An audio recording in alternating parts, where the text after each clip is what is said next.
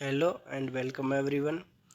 આજના આ વિડીયોમાં આપણે એલઆરડીમાં જે ઓપ્ટ આઉટની પ્રક્રિયા પૂરી થઈ ગઈ છે, ત્યારબાદ જે હવે ફાઇનલ મેરિટ લિસ્ટ આવવાનું છે તેનું કટ ઓફ કેટલું રહી શકે છે તેના વિશે વાત કરીશું.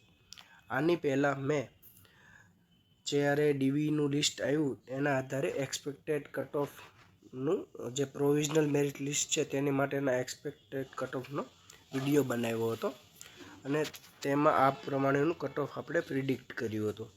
જેમાં જનરલ કેટેગરીમાં મેં 123થી 125નું મેરિટ કીધું હતું અને વિડીયો જેને જોયો હશે તો તેને ખબર હશે, મેં વિડીયોમાં એવું પણ કીધું હતું કે આ મેરિટ છે 123 કરતાં પણ નીચું જઈ શકે છે. જ્યારે આખા ગામમાં બધા એવું કહેતા હતા કે 126થી 127 જેવું મેરિટ રહેશે અને એ જ પ્રમાણે જે જનરલનું મેરિટ છે એ 121 જેવું ગયેલું છે.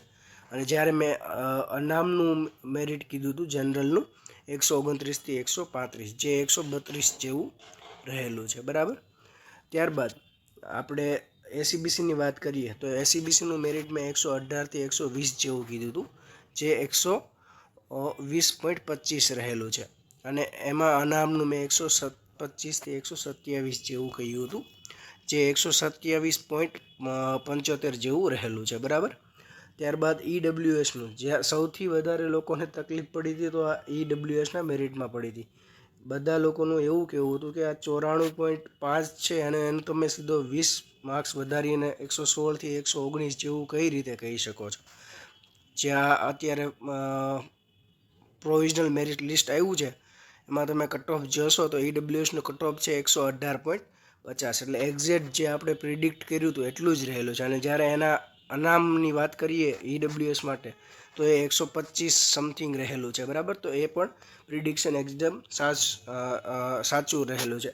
ત્યારબાદ એસસી કેટેગરીની વાત કરીએ તો એનું 94.75 હતું અને એમાં આપણે 109થી 114 જેવું પ્રિડિક્ટ કર્યું હતું અને જે 115 જેવું 115.5 જેટલું રહેલું છે.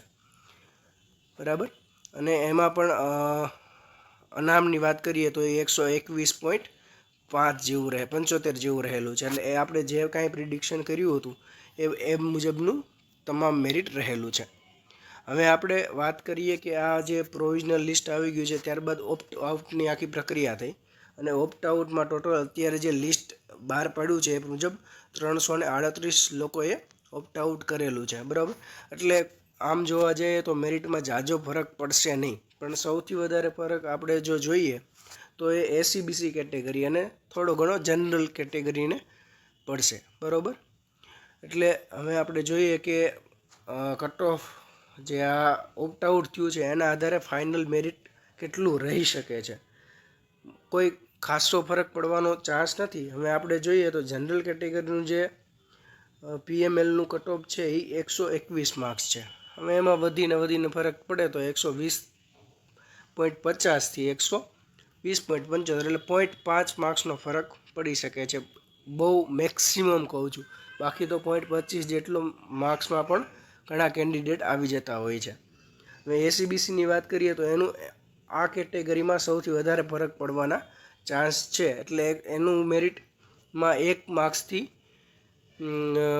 અડધા માર્ક્સ જેવો ફરક પડી શકે છે. બરાબર. એટલે એસીબીસીનું મેરિટ છે 119.25થી 120 જેવું રહી શકે છે. હવે ઈડબ્લ્યુએસમાં 118.50 છે એ 118થી 118.25 જેવું રહી શકે છે. જ્યારે એસસીનું છે, આ જે કટ ઓફની વાત છે આ મેલ કેન્ડિડેટ માટે છે. બરાબર. ફિમેલ કેન્ડિડેટના કટ ઓફમાં કોઈ ઝાઝો ફરક પડવાનો છે નહીં. સેમ માર્ક્સવાળા કદાચ સેમ કટ ઓફ રહી શકે, કારણ કે સેમ માર્ક્સવાળા કેન્ડિડેટ જે રહી ગયા હોય એ એમાં સામેલ થઈ શકે છે. બરાબર. અને એસસી કેટેગરીની વાત કરીએ તો એનું 114.75થી 115.25 જેવું રહી શકે તેમ છે. બરાબર. હવે ફાઇનલ મેરિટ લિસ્ટ આવી જશે પછીની પ્રોસેસ શું હોય છે તેના વિશે વાત કરીએ તો કે એકવાર ફાઇનલ મેરિટ લિસ્ટ આવશે એટલે તમને નિમણૂક પત્રો આપવામાં આવશે.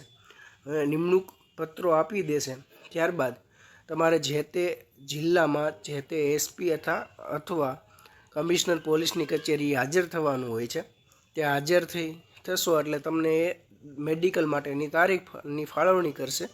એ મેડિકલની તારીખ તમને મળી જાય પછી તમારે તે દિવસે તે પોલીસ સ્ટેશનથી જે તે લોકો તમારી સાથે આવશે અને તમારે તે જિલ્લાની સિવિલ હોસ્પિટલમાં મેડિકલ કરાવવા જવાનું રહેતું હોય છે અને ત્યાં મેડિકલનું તમે ફિટ સાબિત થઈ જાઓ એટલે તમને મેડિકલનું સર્ટિફિકેટ આપતા હોય છે અને ત્યારબાદ ત્યાંથી જ તમને ટ્રેનિંગના ઓર્ડરની ફાળવણી કરવામાં આવતી હોય છે અને ત્યારબાદ તમારી ટ્રેનિંગ ચાલુ થતી હોય છે, બરાબર. તો આ પ્રમાણેની આગળની પ્રોસેસ હોય છે.